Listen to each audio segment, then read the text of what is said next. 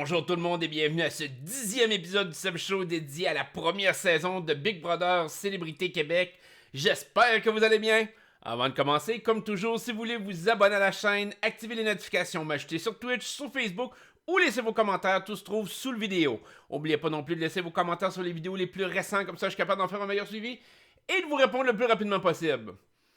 Donc je veux commencer cette vidéo cette semaine dans la zénitude, en faisant un peu ce que François Lambert a recommandé à Camille. Prendre une grande respiration. Et évidemment, quand on fait un acte de zénitude de la sorte, il faut que le méchant sorte un peu, parce que c'est ce qui fait du bien avant de commencer une vidéo comme je vais faire. Donc, comment faire sortir tout le méchant que j'ai en moi suite à mon écoute de la semaine de Big Brother? Je pense que je devrais commencer en disant « Maudite crise d'épaisse, insignifiante, idiote, cruche, moronne, idiote... Je pense que Ramapithèque hydrocéphale, name it, je pense qu'il n'y a pas un terme d'épaissitude. Je sais même pas si c'est un terme, c'est pas grave, je viens de l'inventer. Au niveau de jeu de Camille. Puis je sais que certains vont être en désaccord avec moi. Laissez-moi vous prouver le contraire, d'accord? Camille a été probablement dans l'histoire de la télé-réalité québécoise la plus épaisse de toutes les plus épaisses, végétatives, insignifiantes que pu exister jusqu'à maintenant. Et j'espère que ce record-là ne sera jamais battu, ok? Sincèrement, c'était magistral, c'était vraiment un acte magistral de marde. Je veux dire, vous seriez arrivé avec 60 containers remplis de marde et ça aurait été moins de la marde que ce que Camille a fait. J'en revenais pas. En début de semaine, en fait, la fin de semaine passée, début de semaine, peut-être lundi, j'ai eu la conversation avec certains d'entre vous. Puis il y a certaines personnes qui disaient Camille a gagné le patron, on va mettre Jean-Thomas contre Kim, on est heureux, c'est merveilleux, la vie est belle. Et j'ai calmé les ardeurs de certains d'entre vous en disant enfin, faites attention, Camille, tu sais, on s'entend que c'est pas la plus allumée de la gang, c'est pas la personne qui est intellectuellement au-dessus des autres. J'ai dit, il y a un doute dans ma tête que peut-être qu'elle va mettre Richardson. Moi, j'ai un doute quand même qu'elle est assez conne pour mettre Richardson sur le... Non, tu vas voir, elle va mettre JT Kim, ça va être magistral. Non, j'ai peur qu'elle mette Richardson. Elle est assez épaisse et cruche pour le faire. Mais honnêtement, sincèrement, et je l'avoue très humblement, je pensais vraiment, fondamentalement, dans le fond de mon âme, que c'était le niveau le plus bas d'épaissitude, je vais réutiliser mon terme, où ce que Camille pouvait se rendre. Si on m'avait dit qu'elle serait assez unicellulaire pour mettre Kevin, même moi je l'aurais pas cru. Même moi je me serais pas attendu à ça. Je pense que de toutes les participants que j'ai côtoyés de l'histoire de la télé-réalité, même dans l'offre, j'ai pas rencontré quelqu'un d'aussi épais. Je pense qu'il y a personne qui arrive à la cheville de Camille. Maintenant, je suis plus zen. Je vais revenir sur Camille un petit peu plus tard parce que présentement, on va commencer un petit peu plus zen parce que je suis zen. Et on va descendre tranquillement, pas vite, vers le purgatoire et aller en enfer. Là où est-ce que Camille mérite de se retrouver en tant que joueuse. En tant que joueuse, évidemment. Je parle toujours de ce qu'on voit dans la télé et non pas de qui elle est à l'extérieur. Il faut quand même découper ça. Je la connais pas personnellement. Mais ça me donne pas vraiment le goût non plus. Bon, donc... je voulais vous commencer aujourd'hui parce que, en fait, j'ai commencé avec un char de merde sur Camille, ça m'a fait du bien. Mais deuxièmement, je voulais vous emmener un point qui revient depuis une couple de semaines. Et c'est beaucoup les gens qui me disent que j'analyse Tu sais, que je m'en prends toujours à Jean-Thomas, que je favorise comme entre autres Kevin la semaine passée ou des choses comme ça. Et sincèrement, je suis toujours un peu sidéré de ça. Quand vous me dites ça, je suis comme... Hein? Parce que honnêtement, au fond de moi, tous les joueurs actuellement là, me laissent complètement indifférent. Honnêtement. Il y a certaines personnes, comme Camille, comme Kim, que j'ai plus de misère, je dirais. Mais sinon, Jean-Thomas gagne la saison, François Lambert gagne la saison, Richardson gagne la saison, Kevin gagne la saison. Ça me fait strictement rien. Je m'en contrefous éperdument parce que j'accroche pas du tout avec cette édition de Big Brother. Et donc, quand j'analyse un joueur, j'essaie vraiment de m'asseoir et de l'analyser sur le point de vue de qu'est-ce qui se passe au moment présent. Quand je regarde le joueur évoluer, c'est est-ce que le joueur est vraiment bon? Est-ce que le fait que les actions qu'il pose l'amènent vraiment plus loin? Est-ce qu'il contrôle son jeu? Est-ce que c'est lui qui est en contrôle de son alliance, de son destin? Ou est-ce que c'est de la chance?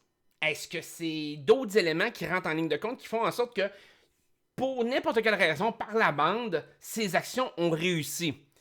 Et donc, c'est pour ça que j'enlève souvent du crédit à Jean-Thomas sur ses actions.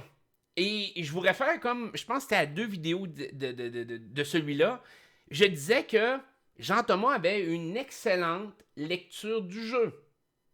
Mais il avait énormément de difficultés à l'appliquer. Et je pense que cette semaine, ça a été encore une preuve de ça. C'est-à-dire que Jean-Thomas voyait très bien les stratégies évoluer, voyait très bien la puissance des joueurs contre qui il pouvait avoir.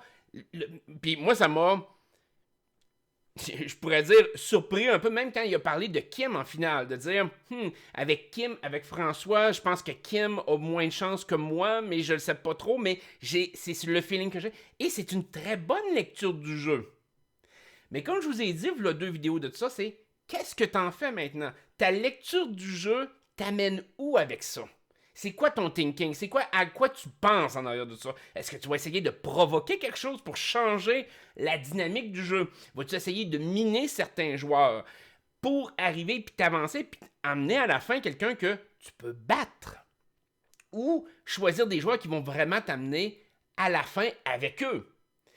Peut-être que ça, la stratégie peut être bonne vu le nombre de joueurs qui restent. Mais je considère que Jean-Thomas est quand même quelqu'un qui est extrêmement en danger potentiel. Et de ce côté-là, je trouve que c'est un joueur très moyen. Il réagit très émotivement dans plusieurs situations. On l'a vu même pleurer cette semaine avec Richardson. Je comprends, il peut peut-être l'apprécier en tant que joueur. Mais tu vas perdre contre Richardson. Je veux dire, c'est plate, mais c'est ça. Le monde va donner la victoire à Richardson quand même. Et donc... le côté émotif de Jean-Thomas enlève énormément de crédibilité à son jeu. Il a été très brouillon sur beaucoup de gestes qu'il a posés et il a été très chanceux sur plein d'autres. Et donc, ça me ramène à ce que j'ai dit la semaine dernière avec Kevin, parce qu'il y a certaines personnes qui disaient, regarde, tu complimentes Kevin, mais tu complimentes pas Jean-Thomas. Mais j'ai pas complimenté Kevin. Et je pense que les gens n'ont pas écouté toute la vidéo pour me dire que j'ai complimenté Kevin. Le point que j'essayais de faire avec Kevin et le vidéo de sa mère a été si Kevin a prévu le coup stratégiquement et qu'il a fait aller un message comme ça subliminal pour y indiquer où ce qu'il en est dans le jeu, il va falloir donner du crédit à Kevin et ça serait très brillant de le faire. Et j'ai analysé cette possibilité-là, j'ai analysé ce scénario-là. Mais je finis quand même le message en disant, si Kevin n'a rien prévu de ça, ça veut dire qu'il est un impulsif moron un peu stratégique, puis il y a zéro stratégie en arrière de tout ce qu'il fait. Et à ce moment-là, il n'y a plus aucun crédit. Fait que c'était purement une hypothèse, un scénario que si Kevin, ben, il va gagner beaucoup de respect. Moi, il aurait gagné du respect. Ça n'a pas l'air de ça au final. Donc, cette semaine, je suis revenu au stade de faire comme moi, ben finalement, Kevin, c'est pas le plus brillant de la gang. Mais, ce n'est pas parce que cet événement-là est pas vrai, ou est potentiellement pas vrai, on le saura probablement jamais au final, que ça fait en sorte que le move que Kevin a fait était mauvais. Et ça, c'est l'aspect que je veux... que je vais élaborer après avoir fini mon point sur l'objectivité de mon analyse, ok? Donc, bref, ce que je voulais dire avec... Ou ce que je voulais m'en venir avec tout ça, c'est que Jean-Thomas et Kevin, je les analyse de façon très neutre. J'arrive pas en me disant « Ah, Jean-Thomas me tape ses nerfs. » Non, même au contraire, il y a des fois que je le trouve drôle, il est intéressant. Comme Richardson. Des fois, il est drôle, bon, il est intéressant. Mais ça fait pas de Richardson un joueur bon. Ça fait pas en sorte que Richardson est un joueur qui, à mes yeux, à moi, de joueur, mériterait de gagner. C'est un joueur qui est divertissant. C'est pas une plante verte, mais c'est pas non plus un joueur en partie prenante du jeu. Fait que je suis comme dans un entre-deux, plus neutre. Je regarde ça, je suis comme, ouais, c'est intéressant, c'est pas intéressant. Richardson, au moins, ça a pas l'air de se vanter de dire que c'est un bon joueur. Fait que je pense qu'il est conscient du fait qu'il l'est pas, à proprement dit. Mais c'est ça, j'analyse vraiment objectivement. Et je pense que c'est l'erreur que beaucoup d'entre vous font, que ce soit pro Kevin, pro François Lambert, pro Jean-Thomas. Je vous dirais que je le remarque un peu plus sur les fans de Jean-Thomas. Et c'est-à-dire que parce que vous aimez la personne, vous considérez que la personne est un bon joueur. Et c'est un sentiment qui est vraiment émotionnel. C'est vraiment sentimental. C'est-à-dire, soit il vous fait rire, soit vous considérez qu'il est le meilleur de la gang. Vous regardez stratégiquement les autres, c'est comme « Oh, ouais, c'est mon boy ». Et ça crée un environnement malsain que souvent, vous ne voyez pas les mauvais côtés ou quand il y en a, vous tentez de les expliquer. Puis, je vous l'ai déjà dit dans une autre vidéo, pour moi, Jean-Thomas, c'est pas un mauvais joueur. C'est un joueur moyen. C'est pas... Il a l'air bon parce que les autres sont mauvais. Honnêtement, c'est comme ça que je l'analyse. Je pense que Jean-Thomas se ferait complètement écraser dans n'importe quelle autre saison de Big Brother. Pas écraser dans le sens de dire il partirait le premier. Mais je l'aurais vu partir avant le juré, mettons. Peut-être que pour vous, cette conception-là n'est pas tout à fait encore connue parce que vous n'avez pas vu l'aspect juré dans Big Brother pour ceux qui commencent à découvrir Big Brother à cause de Big Brother Célébrité. Mais je pense que Jean-Thomas serait un joueur qui aurait été éliminé, comme je vous disais, en milieu de plateau. Ça, je vous l'ai déjà dit. Donc, c'est-à-dire dans les positions 10 à 6. Pour moi, c'est à peu près ça, là, ou 12 à 6, dépendamment, là, dépendamment des saisons, parce que des milieux de plateau, en Survivor, c'est un peu plus large, là, parce qu'il commence à 20 joueurs. Mais bref, un joueur qui fait un bout dans la saison, mais qui n'a pas ce qu'il faut pour se rendre à la fin. C'est comme ça que moi, je l'interprète. Mais dans la saison un peu bizarre qu'on a de Big Brother Célébrité, que, objectivement parlant, la plus grosse majorité des joueurs qui ont été éliminés sont pratiquement partis d'eux-mêmes, ben ça crée un environnement où puis que les gens ne se battent pas pour un prix, sincèrement. Puis je vais y revenir avec Camille par rapport à ça. Mais ça fait en sorte que Jean-Thomas, comme... Au lieu d'être sur une route sinueuse où t'as probablement Jason Voorhees puis Freddy Krueger qui t'attendent au bout, à croiser des chemins, ben, il est plus comme sur une autoroute qui l'amène vers la fin. Il n'y a pas un parcours dangereux devant lui. Donc, peut-être qu'il serait très bon dans une saison qui aurait un gros challenge devant lui. Peut-être qu'il performerait mieux que je m'y attendrais. Mais présentement, il ne le montre pas. Il a joué de façon très conservatrice. Il a joué d'une façon un peu épaisse avec ses nominations quand il a été patron, très émotionnel sur certaines décisions, très brouillon, il panique beaucoup, il n'est pas en contrôle de sa game. Pour moi, si vous voulez voir un vrai joueur qui a les qualités d'un joueur supérieur, sincèrement, c'est François Lambert. Puis c'est ça que je comprends pas des fois des fans de Jean-Thomas qui vendent Jean-Thomas, mais le meilleur joueur, ça reste François Lambert. Sur papier, en application, François Lambert a beaucoup plus de contrôle sur le jeu, beaucoup plus de contrôle sur ses émotions, et aussi est à peu près le seul, excluant peut-être Camille cette semaine, à avoir fait un move d'importance et à avoir essayé des choses. Soit de convaincre, soit de... peu importe, mais il a pris vraiment le lead et c'est le seul patron vraiment qui a fait une nomination qui, à la base, était un peu surprenante au début, d'essayer de sacrifier quelqu'un et de le blindsider bien comme il faut. François Lambert l'a très bien exécuté, contrairement à Camille. Et donc, de ce côté-là, je pense que si vous considérez Jean-Thomas bon, ben, il faut que vous donniez énormément de crédit à François Lambert, qui est vraiment beaucoup plus élevé que lui. Puis je comprends, le problème de François Lambert est que c'est quelqu'un qui n'est pas appréciable en tant qu'individu. Je veux dire, on connaît un peu l'extérieur du jeu. C'est un individu qui a déjà fait parler de lui beaucoup négativement à l'extérieur. C'est une personne très imbue d'elle-même aussi, même dans le jeu.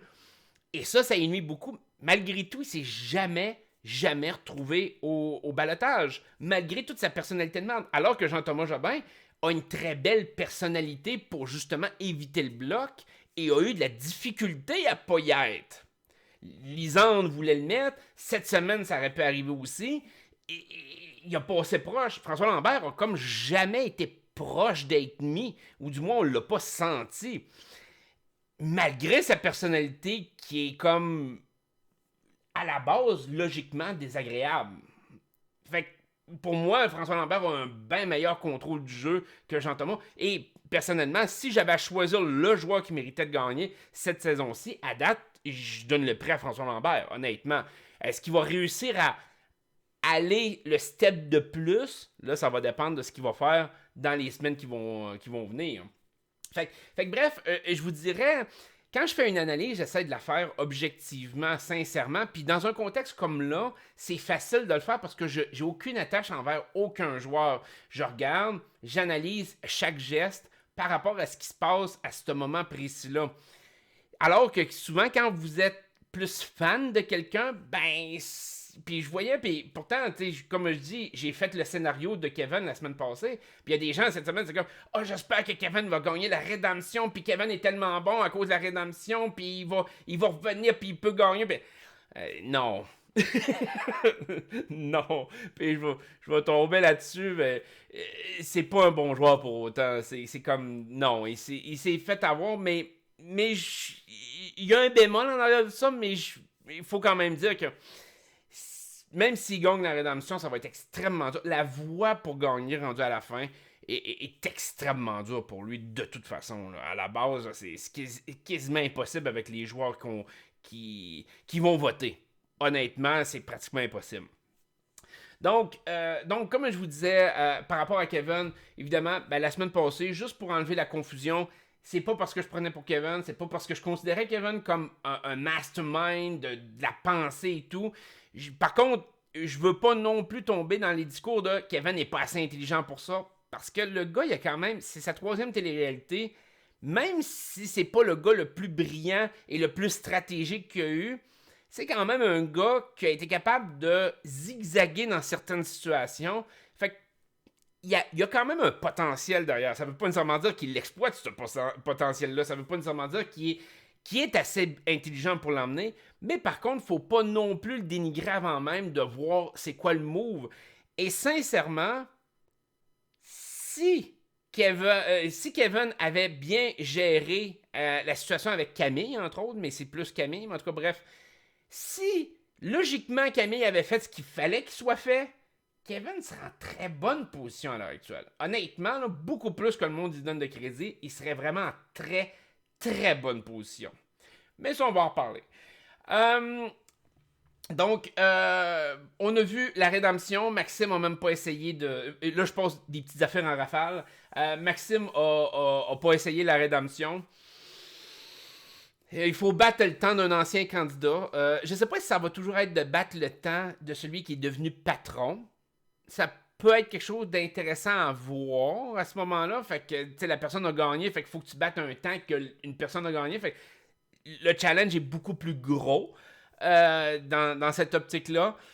Si c'est pas toujours le titre de patron, quelqu'un qui a qui a été patron, puis que c'est une question de vitesse, mais tu sais, un peu que la production décide que tu affrontes en termes de temps, ben à ce moment-là, je vous dirais que c'est plus. C'est un petit peu plus compliqué. Parce que, dans le sens que la production peut choisir un peu ce qu'elle veut. Fait que si elle choisit toujours le patron, au moins c'est fair pour tout le monde. C'est une base ferme. C'est le titre de patron qui détermine. Il faut que tu battes ce temps-là, sinon tu reviens pas dans le jeu. Parfait, il n'y a pas de problème. Mais par contre, s'ils choisissent n'importe quel joueur, ben ils veulent te voir rentrer parce que ça va faire de l'action, parce que le show va rester bon. Ils vont baisser le temps, ils vont choisir un joueur qui est moins qui a été moins bon, puis ils vont te donner, on pourrait dire, une chance de plus de réussir, mettons. On va dire ça de même. Fait que, bon, honnêtement, il faut que je passe à Kevin puis Camille, ça va être ça le plus gros du vidéo. Fait que, j'ai vu beaucoup de monde qui disent, tu vois, Kevin n'aurait pas dû sauver Camille. Puis, je vous comprends pas quand vous me dites ça. Je vous comprends pas parce que puis je vois ça sur des forums, je vois ça sur Facebook comme qui font comme il aurait dû rester loyal envers son alliance. Pourquoi? Voulez-vous me dire pourquoi un joueur comme Kevin aurait dû rester loyal envers son alliance? Le monde vont comme ouais, mais il serait rendu dans les 4 derniers. Ouais, puis après. C'est quoi la voie de victoire après ça dans les 4 derniers? Où c'est que ça le mène? Peut-être finir troisième? Peut-être être emmené comme chèvre, comme une goat, dans les 2 derniers? Il aurait gagné 6 semaines de travail, oui. Mais il gagnait pas plus. Je veux dire, il y a personne, je pense qu'il n'y a pas personne au Québec qui pouvait croire que si Kevin restait, en tout cas, vous me direz si j'ai tort, mais si Kevin restait loyal envers son alliance, puis son alliance éliminait dans l'ordre Camille, Maxime et Richardson, comment Kevin gagne à la fin? Puis là, il y a peut-être du monde qui vont dire « Ouais, mais il gagnerait pas pareil. » On le sait pas. Et c'est là l'intention. Tu sais que tu ne peux pas gagner contre ton alliance. Il ne pouvait pas gagner contre Jean-Thomas. Il ne pouvait pas gagner contre François Lambert. Et ses chances étaient minces contre Kim. Très, très minces. Kevin, en restant dans son alliance, n'avait pratiquement aucune chance de gagner rendu à la fin. Surtout s'il restait loyal, comme une petite brebis, qui les suit au cul puis qui le traîne jusqu'à la fin. La seule et unique possibilité dans un cas comme ça qu'il avait, c'était que son alliance se plante. Et non pas que lui réussisse. Parce que peu importe ce qu'il aurait fait, il aurait été un mouton de l'alliance. Je veux dire, t'arrives en finale, Jean-Thomas l'aurait mangé vivant, là, en finale. François Lambert l'aurait mangé vivant. Kim, peut-être que Kevin aurait pu obtenir des votes de « je ne veux pas voter pour Kim ». Peut-être. Mais encore là, il aurait fallu que Kim soit mauvaise, qu'elle influence négativement son propre vote à elle pour que Kevin ait potentiellement des chances. Et c'est un long shot, là. Quand tu es dans une position comme Kevin, puis ça, je veux que vous compreniez ça. Kevin n'était pas un joueur d'importance en arrivant à Big Brother Célébrité. C'est un joueur moyen, voire faible, comparé au casting qu'il y a autour de lui. Pas nécessairement que c'est pas un joueur qui veut se battre, mais par rapport à la reconnaissance des gens qui l'entourent, c'est bien de valeur, tu es entouré de gens qui sont beaucoup plus connus ou qui ont un parcours artistique qui est plus grand que le tien. Les gens peuvent se relier entre eux. Ils se connaissent peut-être par nom, ils ont peut-être déjà travaillé ensemble, ils ont peut-être déjà fait des choses ensemble, mais au moins ils se respectent. Toi, t'arrives là, t'es un nobody pour eux autres. Même s'il y avait des artistes qui étaient très très faibles dans ce casting-là, ça reste quand même qu'il était quand même au-dessus de Kevin. Donc, Kevin part avec un désavantage x100. Il se bâtit une alliance, les gens ne le voient pas comme une menace, ok, parfait. Mais c'est quoi que tu fais pour aller à la victoire si tu veux la victoire? Si tu veux pas la victoire, je suis d'accord avec vous autres. Pas vouloir la victoire, puis pas essayer de dire « Écoute, je gagnerai pas de toute façon. » Alors là, oui, Kevin aurait dû se coller au cul de son alliance, puis dire « Hein, j'accepte mon sort. » Mais si tu veux la victoire, ou que tu veux au moins aspirer à la victoire, pas nécessairement que tu gagnes, mais avoir l'impression de l'avoir fait, c'est quoi qu'il faut que tu fasses? Ben, il faut que tu fasses un move. T'as pas le choix de faire un move. T'as pas le choix de provoquer quelque chose pour chambouler la game et potentiellement changer la donne. Puis d'éliminer un joueur qui est plus fort que toi, voire beaucoup plus fort que toi, stratégiquement, ça vaut à peine en maudire. Puis dans un contexte comme ça, je pense que, regardez la situation comme telle. La semaine dernière, vous aviez qui dans le casting? Vous aviez Kim, Jean-Thomas, vous aviez François Lambert, Maxime, Richardson, Camille, Kevin. Des 6 qui sont en dehors de Kevin, à la base, avec ce qu'on avait vu depuis le début de la saison, c'est qui que Kevin peut gagner contre à la fin? Personne. La personne ayant le plus de chances d'être vaincue par Kevin dans toute l'équation, si vous regardez chacun des joueurs personnellement, la personne à ce moment précis-là que Kevin peut battre en finale, qu'il y a une chance 50-50, c'est Camille. Parce que Camille est détestée par plusieurs joueurs. Un peu comme la même situation que Kim, mais Kim est plus apprécié. Il y a un côté, je pourrais dire, plus... J'utiliserais pas le terme pitié, mais un peu comme tel. De dire, bon, Kim, on va l'aider. On va dire ça de même. Mais au-delà de Camille, Kevin n'avait aucune opportunité. Fait que, puis là, je vous dis pas que c'est la pensée que Kevin a eue. Et c'est ça qu'il faut faire attention. Fait que là, faites-moi pas les affaires de la semaine passée de me dire « Oh, mais là, tu penses que Kevin il a été super stratégique. » Ça veut pas dire qu'il l'a été.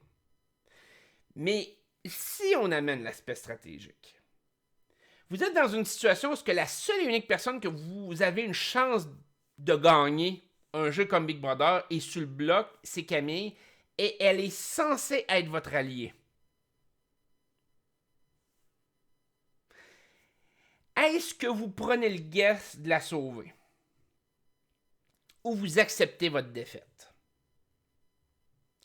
Le guess se prend. Honnêtement, le guess se prend. Puis oui, ça enlève des semaines à ta survie si t'échoues. Si ton plan échoue, ça t'enlève des semaines. Puis moi, je trouve ça aberrant que j'ai vu certains des fans de Jean-Thomas qui vantent sa pensée de v'là quelques semaines, où ce que Jean-Thomas disait, moi, finir 9e ou 2e, ça fait aucune différence. C'est être premier l'important. Entre 9 et 2, ça change rien. Ça donne rien. Il n'y a rien entre les deux. C'est la même maudite situation. Puis le monde va comme « Ah, il a raison. » Et là, Kevin applique réellement ce phénomène-là, consciemment ou inconsciemment. De dire que je finisse 7e ou que je finisse 2e, c'est la même maudite affaire. Je me risque. J'y vais all-in. Puis là, le monde va comme « Ah, il a donc bien été épais. Il a donc bien été épais. » Il finissait 4e. Puis dans le meilleur des cas, il finissait 2e. Il se faisait traîner à la fin par quelqu'un. Dans le meilleur des cas. Mais il était pratiquement le premier à se faire sacrifier par son alliance si il avait... même s'il avait éliminé Camille, il y aurait peut-être que son alliance aurait sacrifié Richardson au-dessus de lui. Puis c'est un gros peut-être. C'est un très très gros peut-être.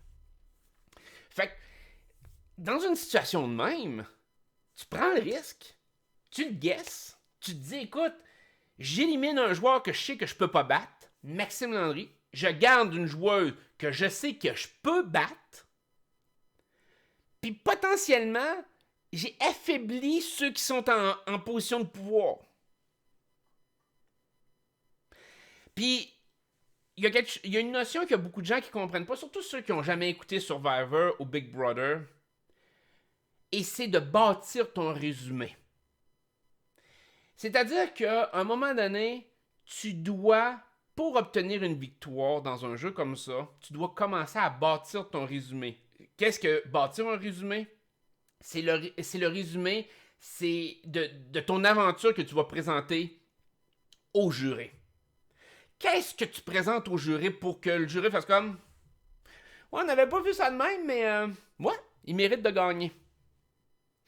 Imaginez-vous, Kevin se ramasse à la fin à cause de son alliance de 4.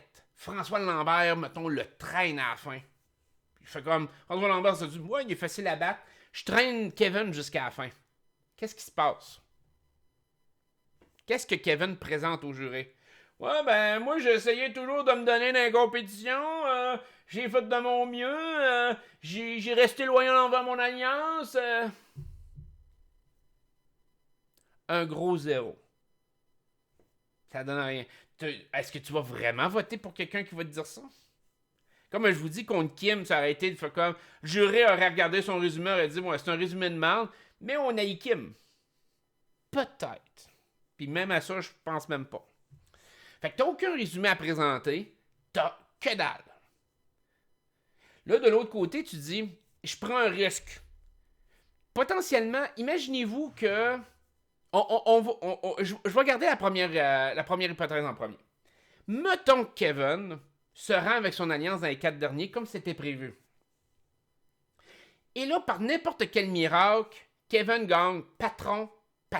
2 fois patron en ligne, parce que généralement en 4e et en 3e position, le patron peut rejouer le titre de patron la semaine suivante. En tout cas, les règles américaines, c'est ça. Mettons qu'il gagne 2 fois le patron. Est-ce qu'il y a un meilleur résumé? En 4e position, le titre de patron n'a aucune valeur. Pourquoi? Parce que c'est la personne qui gagne le veto qui décide c'est qui part. Le patron n'a... quand il n'en reste que 4, le patron ne fait que gagner une immunité. Il n'a strictement aucun pouvoir, à moins qu'il gagne encore là le veto par lui-même. Fait que là, il faut qu'il gagne le titre de patron et en plus le veto pour avoir vraiment le pouvoir ultime dans la 4e semaine. Sinon, c'est la personne qui a le veto qui a quasiment tout le pouvoir. Donc, en 4e semaine, s'il gagne le titre de patron, ben, pas dans la 4e semaine, mais quand il en reste bien 4, est-ce que tu bâtis vraiment un résumé en disant, ben, pendant que j'ai été patron dans les 4 derniers, c'est là que Jean-Thomas s'est fait éliminer? Peut-être pas. C'est François Lambert qui a éliminé Jean-Thomas. C'est plate, mais t'as rien fait. C'est lui qui a gagné le veto, puis c'est lui qui a sorti Jean-Thomas. T'as pas le crédit de ça. Dans les 3 derniers, t'as un peu plus de crédit. J'ai gagné le patron, j'ai sorti un gros joueur. Mais encore là, c'est-tu un très gros crédit? Il n'y a pratiquement jamais personne dans l'histoire de Big Brother US qui a gagné une saison parce qu'il a gagné le dernier titre de patron. C'est pas ça qui détermine. Parce que le monde va dire, ouais, t'as gagné une compétition puis t'as sorti quelqu'un. Mais il n'y a pas de stratégie. Il n'y a pas d'élément de blindside ou de quelque chose d'intense qui fait en sorte que t'as du crédit en arrière de ça. T'as gagné la compétition, il fallait que tu sortes quelqu'un, t'as sorti quelqu'un.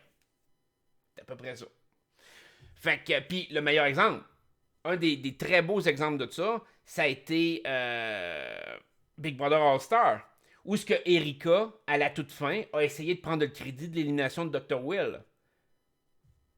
Puis ça n'a pas marché. Puis elle a essayé de prendre le crédit aussi de l'élimination de Janelle, ça n'a pas marché. Elles n'avaient pas voté, mais elle disait qu'elle était le mastermind en arrière de ça, mais ça a complètement passé dans le beurre. Ça a été Mike Boogie quand même, avec son speech de tout ce qu'il avait fait durant toute la saison, qui a écrasé complètement ce que Erika a dit. Ben, dans les 2 derniers votes, j'ai été présente, puis j'ai contrôlé le vote dans les 2 derniers votes. Ouais, mais on s'en fout. C'est durant toute la saison, c'est un marathon. Fait que Kevin ne gagnerait pas dans un cas comme ça non plus, même s'il éliminait Jean-Thomas puis François Lambert back-à-back, rendu en 4e puis en 3e position. Il gagnerait pas. Et Kim gagnerait probablement. Ben, peut-être contre Kim, peut-être que ça l'aurait aidé. C'était probablement sa seule voie de victoire dans un cas comme ça. Là. Mais vous prenez l'autre situation. Il sauve Camille, ça renverse complètement la game. Il sauve Camille, il fuck le plan de l'alliance dominante. Là, on est tous intéressés. Parce que qu'on le veuille ou non, il y a bien des gens qui disent que Kevin, c'est de la merde, puis c'est le seul qui nous a donné un show jusqu'à maintenant cette saison-ci. La dernière semaine, c'est grâce à Kevin qu'on l'a eu. toute la merde qu'il a pognée, toutes les affaires, les alliances, la stratégie, c'est grâce à Kevin.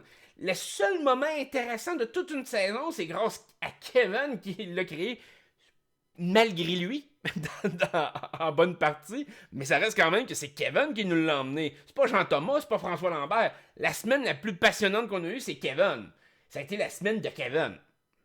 Puis de ce côté-là, mettons que Kevin avait sauvé Camille, fuck le plan de l'Alliance dominante, détruit le plan de l'Alliance dominante, après ça, Camille devient patronne et elle met Jean-Thomas contre Kim. Admettons, c'est ça qui serait arrivé.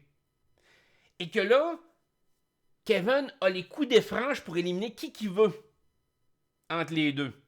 Puis là, il magouille, parle à François Lambert, ce qu'il a essayé en début de semaine. Puis on l'a vu, il s'est rapproché de François. Fait comme, ben regarde, ton alliance, il y en a un des deux qui va partir.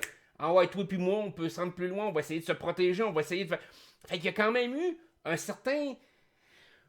certaine cohésion stratégique ici de faire comme, écoute, je garde François Lambert, les deux autres sont sacrifiables.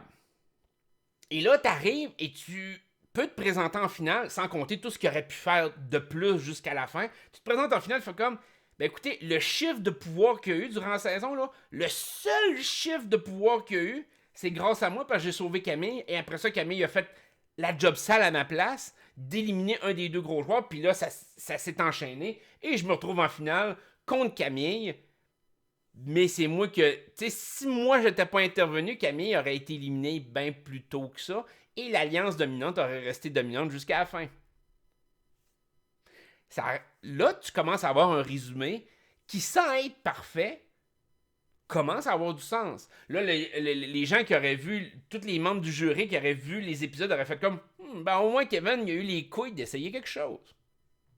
Il a pas resté genre en mouton dans son alliance à attendre que le ciel lui apporte un cadeau. Là. Il a risqué. Que ce soit émotif, stratégique, peu importe, il a au moins risqué quelque chose. Fait est-ce que le move de Kevin était mauvais? Je considère pas. Puis ça, c'est l'analyse qu'il y a des gens qui ont comme problème. C'est que les gens analysent toujours la répercussion du mot. Puis c'est pour ça que je vous parlais un peu de, comme Jean-Thomas un peu plus tôt, Kevin, c'est la même chose. Les gens regardent le résultat du move. Ils font comme, ah, ouais, tu vois, le résultat c'était de la merde, il aurait pas dû le faire. Non! Vous devez analyser, si vous voulez vraiment être un vrai analyste de la situation, puis vraiment vous imprégner de ce qui se passe, il faut que vous analysiez le moment où la décision est prise. Est-ce que ça fait du sens? Le résultat, il peut arriver 36 000 affaires que le plan dérape. Mais sur le coup, est-ce que ça fait du sens? Puis je vais comparer pour les gens qui jouent peut-être au poker. Vous avez une main de poker, je sais pas moi, 4 dames. Vous avez 4 dames. Statistiquement, c'est quasiment pas battable. Ça peut être battu par 4 rois, 4 as ou une straight flush. Fait, les probabilités que vous perdiez sont très très minces. La probabilité que quelqu'un ait une main plus forte que vous, je pense que c'est une affaire genre... il y a 1,85% de chance d'avoir... puis je pense peut-être même plus bas que ça, mais en tout cas, bref, je me fous peut-être avec une autre main, mais c'est dans ce genre-là. Et vous vous présentez à la table de poker avec vos 4 dames, vous misez, vous essayez de ramasser le pot, puis tout, puis finalement, il y a quelqu'un qui, à la table, a 4 as. Est-ce que statistiquement c'est possible? Ben oui. Est-ce que parce que l'autre a 4 as que vous auriez pas dû miser avec 4 dames? Ben non. Ça marche pas de même. T'as une main qui est potentiellement payante, tu y es allé, t'as perdu, mais c'est les statistiques qui t'ont battu. C'est pas toi qui as fait un mauvais choix. C'est parce que ça l'a dégénéré pour une autre raison que tu ne pouvais pas statistiquement prévoir. Et donc, de ce côté-là, je peux pas en vouloir à Kevin. Encore là, peut-être que Kevin n'a pas réfléchi à tout ça. Peut-être que Kevin a juste fait comme Camille est sur le bloc, il faut que je la sauve parce que, man, sans elle, j'aurais pas mon érection. Peut-être. Puis de ce côté-là, C'est peut-être un pur cave qui n'a pas pensé plus loin. Mais par contre, ça aurait quand même fait du sens stratégiquement. S'il l'a fait avec une once de stratégie, ça tient quand même la route. Il l'a peut-être pas fait du tout dans cette ordre d'idée-là. On n'est pas dans sa tête. Je ne dirais pas que Kevin, c'est un épais. On ne sait pas à quel point il y avait un côté émotionnel. Tu sais, sur une barre de émotionnel stratégique, quel était le pourcentage qui a motivé sa décision? C'était-tu 95% émotif, 5% stratégique? C'était-tu 50-50? C'était-tu 100% émotif? On le saura probablement pas. Ça a l'air d'être beaucoup plus émotif que stratégique, ben honnêtement, mais ça n'a pas eu l'air d'un joueur qui a pas pensé à une certaine stratégie en arrière. Il faut que je concède que le gars il a eu l'air d'y réfléchir quand même un peu, de tout scraper son alliance pour une affaire de même. Je trouve qu'il... En tout cas, s'il a pas pensé, honnêtement, il est vraiment épais. Moi, j'aurais pensé au moins un peu. Je fais comme... Je mets les deux situations dans la balance. Est-ce que j'ai quelque chose à y gagner? Peut-être que c'était pas au stade de mon analyse, mais c'était peut-être simplement de dire, ouais, ben contre Camille, je peux peut-être gagner, contre mon alliance, je peux pas. Ça peut être aussi banal que ça, mais c'était déjà un début. C'est déjà un début. Fait que de ce côté-là, je pense pas que Kevin soit un bon joueur, honnêtement. Je le verrais même ne pas participer à Redemption. Honnêtement, là, je le verrais même pas participer à Redemption, puis genre partir de lui-même. J'ai ce sentiment-là. Kevin est trop émotif. Revenir dans une maison que tout le monde le déteste, c'est comme pas son genre, c'est pas son vibe, c'est pas... fait que j'ai l'impression qu'il pourrait abandonner. Il abandonnera peut-être pas, mais même s'il abandonne pas, le fait d'être éliminé, ça enlève quasiment toutes les chances de victoire. Puis je vous en ai parlé un peu vaguement par rapport à Redemption. C'est extrêmement dur dans toutes les téléréalités qu'il y a eu. C'est extrêmement dur de revenir en jeu et de gagner. Parce que t'as l'aspect que t'as été éliminé. À partir du moment que tu reviens en jeu, il faut quasiment que tu aies un jeu parfait.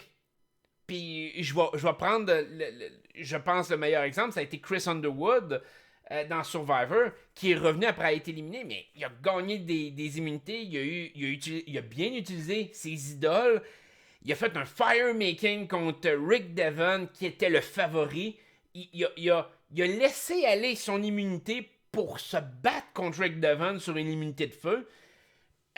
Il a tout fait ce qu'il pouvait faire. Honnêtement, il a vraiment tout fait. Il n'y avait pas d'autre possibilité pour Chris Underwood d'améliorer son jeu en si peu de temps. Puis honnêtement, il aurait pu facilement perdre pareil. Puis on l'a vu aussi dans Winners at War. Nathalie qui s'est présentée, puis il y a beaucoup de monde qui ont dit il fallait que tu élimines Tony. T'sais, elle a fait une chose de pas correct dans son endgame, une chose qu'elle a pas bien maîtrisée, et c'est de ne pas faire le Fire Making Challenge, donc l'épreuve de feu, contre Tony. Et juste ça, ça a été suffisant pour qu'elle perde.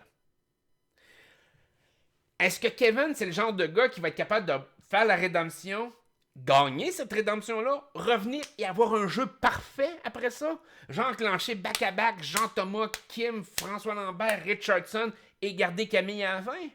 Parce que c'est ça qu'il faut. C'est purement ça qu'il faut. Il faut qu'il amène Camille à la fin avec un jeu de même, là. Peut-être Kim, comme je vous dis, dans un cas hypothétique, peut-être Kim. Mais moi, j'irais avec Camille. Fait que de passer par-dessus ses émotions, puis dire « Je traîne Camille à la fin », déjà là, c'est un gros morceau. D'éliminer back-à-back les 4 autres joueurs. Fait que là, il faut que tu gagnes des patrons, faut que tu gagnes des veto, ou faut que tu twistes stratégiquement un game d'une façon inouïe.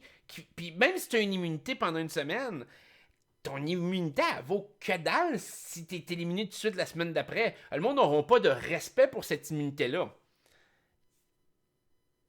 Fait que, ça va être dur. Kevin n'a quasiment plus aucune chance. Tant aussi longtemps que Kevin n'était pas éliminé, puis il va l'être, logiquement, même si stratégiquement, c'est pas ce que je pense que les joueurs devraient faire, mais Kevin va être éliminé. De mon côté, à partir du moment qu'il est éliminé, ses chances de victoire sont quasiment nulles. Vraiment, là, sincèrement, elles sont quasiment nulles. Justement, par rapport à l'élimination, honnêtement, si j'étais les autres joueurs, je fesserais sur Kim. Même François Lambert, même Jean-Thomas, je m'assurerais, j'éliminerais Kim. Camille voulait tellement voir Kevin sortir. Kevin se sent trahi par-dessus la tête par Camille. C'est le temps de sortir Kim. Honnêtement, c'est le meilleur moment parce que tu te dis, ben, si Kevin gagne le patron, on va peut-être s'en sortir. Il va peut-être mettre Camille juste par frustration. Le gars, il est émotif. Fait que tu te débarrasses de Camille ou peut-être de Richardson dans le pire des cas. Tu essaies de rassurer Kevin avant de le sauver. Évidemment, tu essaies de construire une alliance avec une alliance de gars. Fait que à ce moment-là, François Lambert serait le mieux positionné pour aller parler à Kevin. Fait comme, écoute, avec tout ce qui s'est passé, on trouve ça dégueulasse ce que Camille te fait. Tout, on va t'aider. On va fructifier le tout. On va t'aider à reprendre ta revanche. On est en arrière de toi, moi puis Jean-Thomas, on l'accepte pas. On élimine Kim, puis on est les trois ensemble la semaine prochaine. 3 personnes qui jouent pour le patron contre Richardson. Tu t'assures quasiment le titre de patron automatiquement. Puis ça va être possiblement la même chose qui va arriver probablement parce que ayant Kim, sauf que Kevin est beaucoup plus faible dans le jeu que Kim, comme je vous disais. Pour moi, Kim, c'est le bon moment de l'éliminer. Surtout pour les joueurs qui ont le sentiment qu'ils vont perdre contre Kim. T'sais, comme François Lambert, il a peut-être l'impression que Kim peut le battre. Il n'a pas tout à fait tort, ça pourrait arriver. Malgré que je trouverais ça décevant, mais ça peut arriver. Puis à ce moment-là, ben, c'est préférable d'acclencher tout de suite, de faire ton move, et que pendant que l'émotion est encore forte entre Camille et Kevin, que la frustration est encore là, d'en profiter, de faire éliminer probablement Camille, ou d'éliminer Kevin si tu laisses Richardson gagner le titre de patron, par exemple. Mais tu essaies de te gagner une autre semaine de plus en cleanant des joueurs. C'est-tu la bonne stratégie? Là, c'est une autre histoire. C'est certain qu'avoir un pack d'aller dans les 3 derniers, c'est très fort. Et d'ailleurs, ça, c'est l'autre affaire qui me sidère. Qui risque de pack des 4 derniers, là. T'sais, on s'entend-tu que... il offre le 4 derniers à Camille, ils vont faire ça à Richardson. Les joueurs sont-tu épais ou quoi? Tu te fais offrir... Je comprends pas le penser. Tu te fais offrir les 4 derniers, là, par une équipe de 3. Il me semble que dans ma tête, ça me popperait une lumière de faire comme...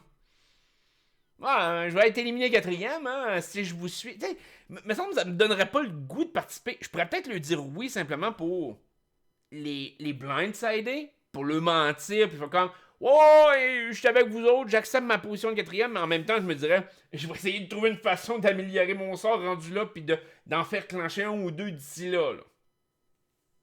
Mais non, on dirait qu'ils embarquent tout docilement jusqu'à l'abattoir. On va comme, 4 derniers, je suis content, je vais naviguer jusqu'à la 4e position. Mais vous êtes donc ben cave! Je sais pas à quel point. Puis c'est toujours une question, comme je vous disais, par rapport au concept de Big Brother Célébrité.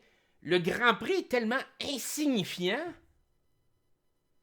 que peut-être ça n'a aucune importance pour la majorité des joueurs. La majorité des joueurs font comme 4e, ça m'amène quoi? Une semaine de la finale? Ouais, ça me va. Steve, ça a pas de maudit bon sens. Moi, je me pogne la tête à chaque fois que je vous entends de. Ouais, ben, on va te promettre un 4e position. Tu vas me faire partie. Tiens, notre alliance de 3, ben, avec toi, on va former 4. Puis le monde en l'air embarqué, fait comme tu me veux comme 4e? Oh my god, je me sens tellement privilégié. Tu sais, c'est comme. Essayez de mettre ça en perspective dans la vie de tous les jours. C'est comme le gars qui ferait comme. Ouais, ben. Moi, je fréquente 3 filles, là, mais. Toi, tu vas être ma 4e. Puis là, la fille fait comme, je vais être ta 4e. Oh, je suis tellement privilégié. C'est correct. Oui, va voir les 3 autres avant de coucher avec moi. Ça va être merveilleux. J'accepte mon sort. Maudite gang d'épais. Ça n'a pas de bon sens. Puis au moins, si on avait justement ce feeling-là, que le monde disait, tu sais, que tu voyais faire l'alliance de 4, fait comme, ouais, ok, j'ai fait mon alliance de 4 avec eux autres, mais, tu sais, j'accepterai pas d'être éliminé quatrième. Je vais m'assurer qu'il y en ait qui se fassent éliminer de cette alliance-là avant moi. Je vais essayer de provoquer des choses. Là, je me dirais, bon, ok, c'est correct, tu les as bullshité pour les réconforter dans leur position de genre, nous sommes un trio. La frite, l'hamburger, puis la liqueur. Mais. Mais non, ils ont pas l'air à montrer ça pas en tout. En tout cas, ils nous le montrent pas. Si ça arrive, ils nous le montrent pas. Puis ça me décourage. Je regarde ça, puis je suis comme, my god, mais ils sont donc bien épais. Ah, c'est qu'ils sont épais. Puis c'est pour ça qu'il y a des fois, il y a des joueurs qui font un peu ce genre je pourrais dire, d'alliance-là. Sauf qu'ils le font beaucoup mieux que ça. Tu sais, souvent, c'est comme. Je prends comme Rob et Amber dans Survivor, qui promettaient des 3 derniers avec tout le monde. Tout le monde pensait qu'elle allait être dans les 3 derniers. Puis dans Survivor, être dans les 3 derniers, c'est bon. Je veux dire, même à l'époque du premier All-Star, c'est-à-dire que non, tu te rendais pas en finale dans les 3 derniers, mais il te manquait juste une immunité d'endurance. Tu peux compter sur ton endurance en te disant, bon ben, mon endurance est quand même assez élevée, je pourrais peut-être potentiellement les battre. Peut-être.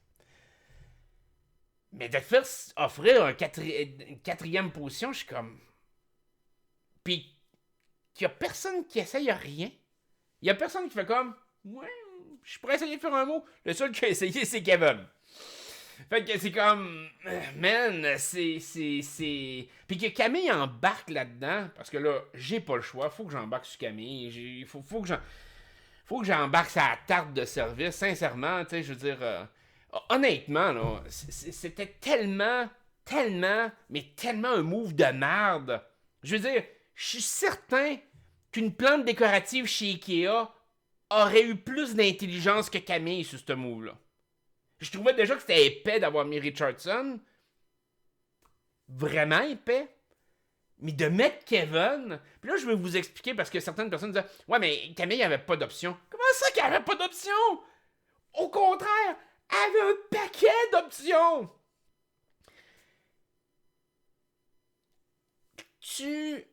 Camille se retrouve dans une même situation que Kevin se retrouvait, v'là, même pas une semaine. C'est-à-dire, même si son alliance, et ce qui n'est pas fait, mais même si son alliance est loyale envers elle, elle ne peut pas gagner.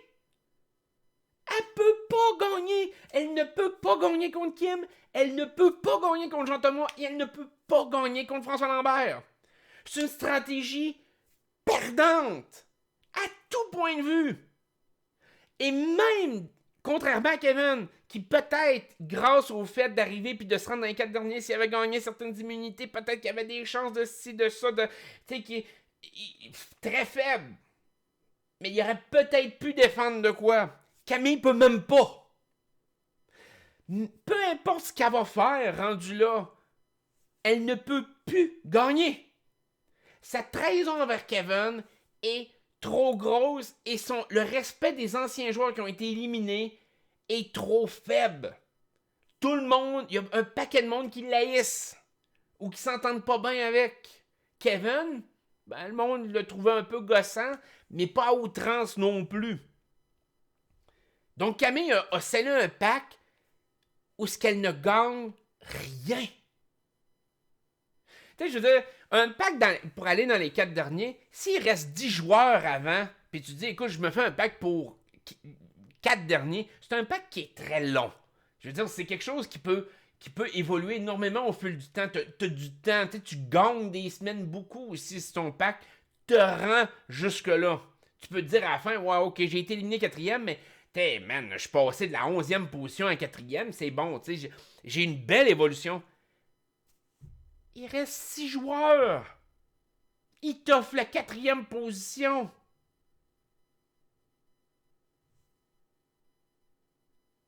C'est comme, c'est ça ton move épique que tu nous offres? Gagner une position? Parce que c'est vraiment ça, là. C'est de prendre la position de Richardson. C'est tout ce qu'il t'offre. Il t'offre rien d'autre. Rien. Fait que t'interchanges une position, c'est tout. C'est la seule chose que cette alliance-là t'a offert. T'es déjà patronne cette semaine. C'est pas parce que, exemple, la semaine passée, quand elle avait le cul en feu par rapport au fait qu'elle pouvait se faire éliminer, j'aurais pu comprendre, j'aurais pu adhérer avec la mentalité que Camille avait beaucoup de travail à faire, puis avait beaucoup je pourrais dire, avait peu de possibilités de survie. Fait que d'arriver, de faire un move, de dire, bon, j'accepte 4e position, mais t'es sur le bord de la porte, peut-être, oui, je comprends. Je comprends. Si t'as pas d'autres options, t'es patronne cette semaine. Tu peux faire ce que tu veux. Tu peux aligner les as comme tu veux. Tu peux faire péter des alliances si tu veux. Faire s'entretuer certains joueurs. Puis tu scrapes tout ça, pourquoi? Pour interchanger la 5e puis la 4e puis la 5e position.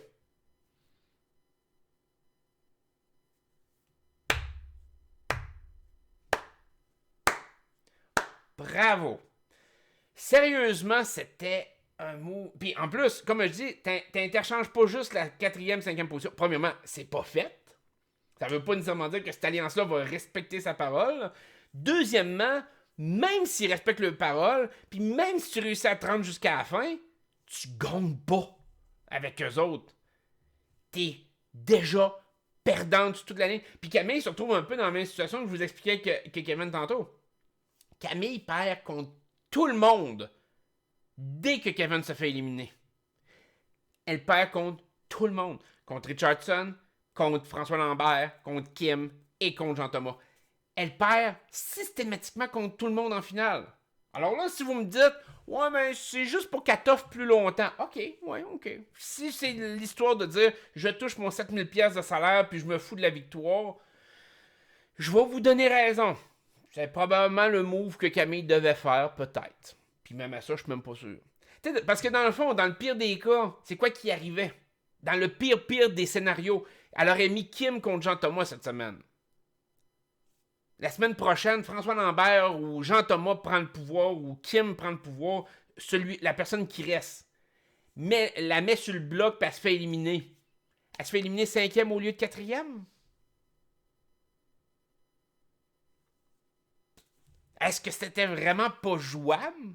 Puis encore là, je dis que c'est le pire scénario. Honnêtement, c'est vraiment le pire, mais c'est probablement pas ce qui serait arrivé de toute façon. Soyons honnêtes, les probabilités que justement Kevin essaye de la sauver, que Kevin se fasse éliminer au-dessus d'elle étaient très fortes aussi. Il y a beaucoup de joueurs qui voulaient sortir Kevin rendu là.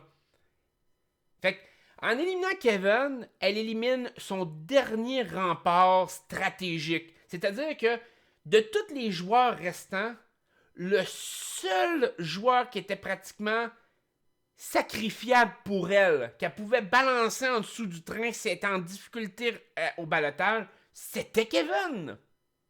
Peut-être même que Kevin se serait sacrifié pour elle, aussi innocemment que ça puisse paraître. Si, mettons, Kevin avait gagné le veto, il aurait peut-être utilisé encore le veto suel juste par appréciation. Parce que c'était son allié. Il aurait peut-être été éliminé en disant moi, je suis le lion, je suis le king de la forêt, je suis le bon, je vais y aller sur la rédemption, moi, je vais prendre ta place, Camille. Ça aurait pu arriver. C'était jouable. Puis là, tu t'assures que si Kevin gagne le patron, il te met pas. Dans pratiquement tous les scénarios possibles et impossibles, Kevin ne te met pas. Alors que là, tu vas commencer les 5 derniers et t'es sûr d'être sur le bloc. Richardson gagne le patron. Il se pense en alliance avec Kim, Jean-Thomas et François. Donc, il risque de mettre Camille. Puis les 3 autres vont dire à Camille, ouais, ben on t'éliminera pas, mais il faut quand même te mettre contre Richardson. Puis ça veut même pas dire qu'ils l'élimineront pas. Fait que c'est tellement pas réfléchi. Puis quand Camille nous sort de... Ouais, en tout cas, moi je veux jouer avec des joueurs qui ont une bonne attitude. Asti, t'es rendu dans les 6 derniers dans une compétition pour 100 000 piastres de prix à la fin. Puis tu veux garder du monde qui a une bonne attitude? Mais t'es donc ben épaisse! Quel genre de joueuse de merde que t'es? T'es rien! Je veux dire, t'aurais tellement dû te faire éliminer plus tôt. Tu sais, Camille me laissait beaucoup plus indifférent que ben du monde qu'elle lui tapait ses nerfs. Elle me tapait ses nerfs aussi, mais je veux dire, c'était raisonnable. Je veux dire, ouais, j'ai connu pire.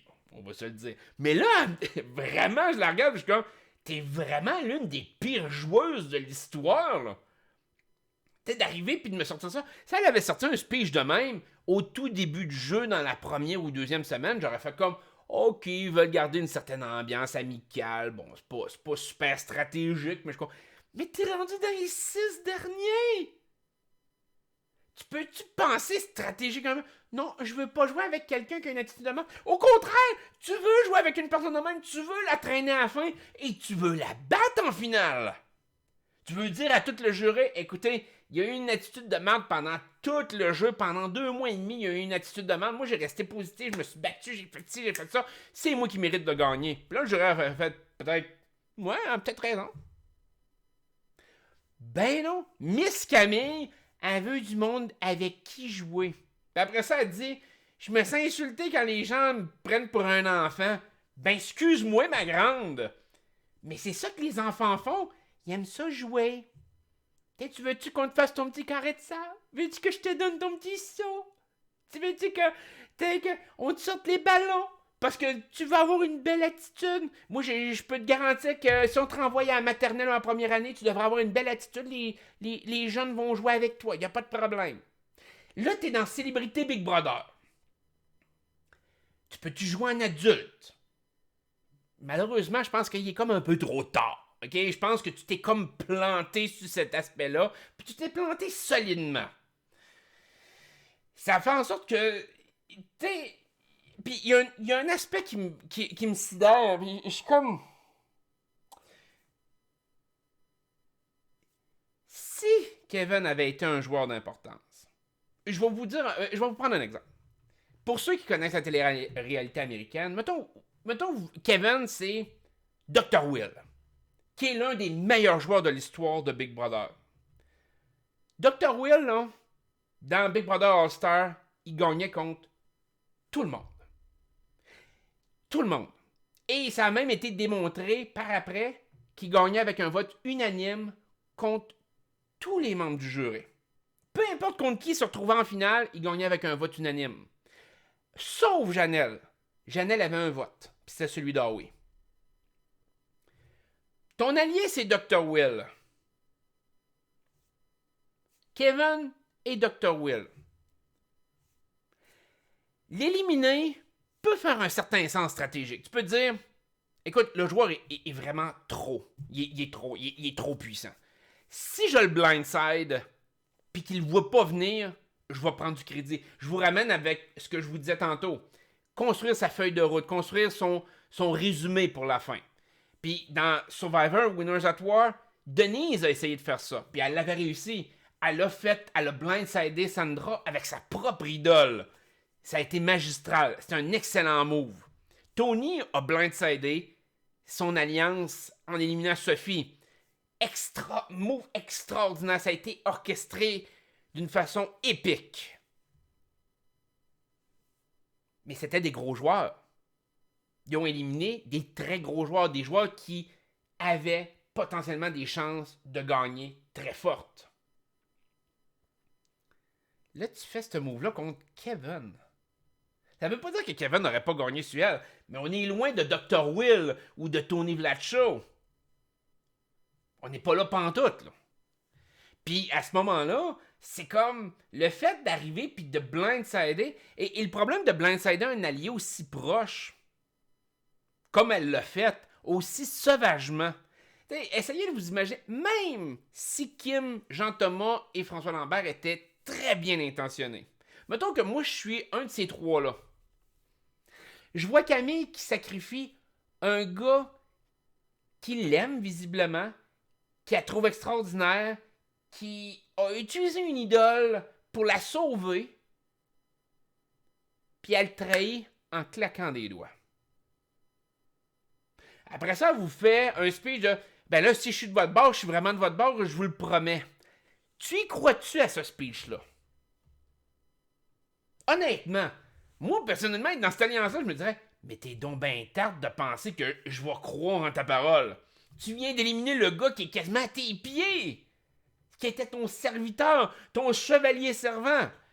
Le gars qui était prêt à n'importe quoi, tu l'élimines en riant de lui. Comment tu peux avoir confiance en quelqu'un de même stratégiquement? Jamais de la vie. Tu ferais jamais confiance à ça. Et moi, personnellement, être à leur place, je l'éliminerais tout de suite la semaine d'après. Ça serait comme... Puis moi, personnellement, en tant que patron, c'est le speech que j'aurais contre elle. Je serais comme, hey, écoute, on te met sur le bloc, on t'élimine, mais t'as éliminé la personne qui était la plus proche de toi. Moi, j'ai pas confiance en toi, c'est bien de valeur. Regarde, va essayer de gagner le veto, parce que si tu gagnes pas le veto, ma grande, on te sort à grand coup de pied dans le cul.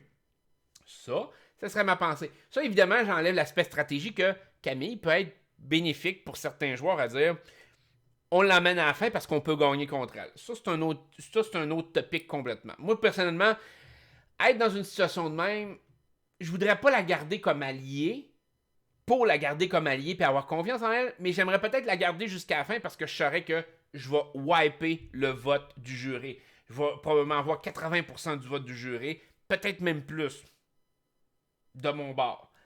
Je pense que j'agirais de même. Être François Lambert, c'est probablement la stratégie que j'essaierais de mettre de l'avant. Honnêtement. Même Jean-Thomas. Jean-Thomas, François Lambert, la meilleure stratégie pour eux autres, en mon sens, c'est d'amener Camille à la fin. Mais encore là, tu peux-tu vraiment avoir confiance en elle? C'est l'enjeu majeur. Avoir confiance en Camille, c'est pas... C'est dur un petit peu. Puis, de l'autre bord, c'est exactement le même principe. Camille a trahi son plus proche allié, et de l'autre bord, c'est exactement la même affaire. Kim a trahi, puis tu sais, on peut dire François Lambert a trahi Geneviève Borne, la première. C'est toute une gang qui se sont trahis, puis Camille croit tout ce qu'ils lui disent. C'est comme vous me voulez dans les 4 derniers, vous me promettez ça. Ben oui, ça veut dire que c'est vrai. Ben oui, la bande de personnes qui veut te sortir depuis 2-3 semaines non-stop, tout d'un coup, ils deviennent ta rédemption puis tu leur fais confiance.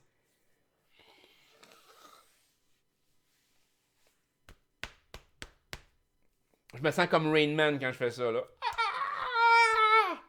Tu te dis, mon Dieu, mais t'es donc ben conne. Je veux dire, à quoi tu penses? Je vais reprendre la phrase d'Elodie. À quoi qu'il pense, man? À quoi qu'il pense? Camille, t'es donc ben... Je veux dire...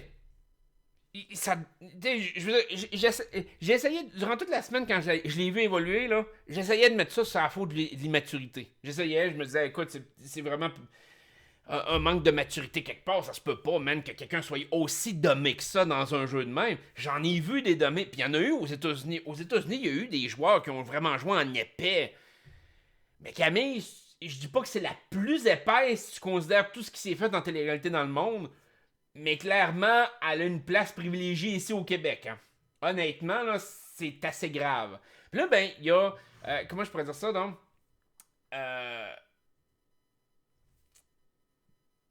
Il y a des gens qui m'ont dit un peu que Camille, c'était... Comment que ça a été dit? J'essaie de retrouver un peu ce qu'on m'a dit, parce que j'essaie de l'analyser un peu, comment je pourrais dire ça, donc... qui me disait, ben c'est une trahison qui en vaut la peine. On va dire ça de même, là, c'est pas les mots exacts, mais bon, en tout cas, tu sais que une trahison, ça amène on pourrait dire du contenu pour nous autres en tant que téléspectateurs. Puis je suis d'accord. C'était une semaine qui était plus intéressante que tout ce qu'on a eu jusqu'à maintenant. Fait que, oui. Mais une trahison ne veut pas dire que c'est bon. Puis il y a des gens, on dirait qui mixent un peu ces deux éléments-là. C'est-à-dire que une trahison doit être faite dans 2 cas. Le premier cas, la trahison t'amène vraiment plus loin dans le jeu. Donc, tu trahis, tu blindsides quelqu'un, mais ça bâtit ton jeu futur. Soit que tu trahis quelqu'un qui est contre toi puis qui voit pas le coup venir, soit que tu trahis un allié, mais que ça te permet d'avancer beaucoup, tu gagnes des positions dans l'alliance ou peu importe. Ou le deuxième cas, tu trahis quelqu'un contre qui et le fait de le trahir va te donner la victoire à la fin. C'est les deux cas de figure pourquoi il faut que tu trahisses quelqu'un dans un jeu de même. Si tu trahis quelqu'un en dehors de ça, t'es probablement dans le champ. Puis que tu trahisses émotivement, que tu trahisses comme elle l'a fait parce que il veut pas jouer ou il joue mal, c'est plus ça.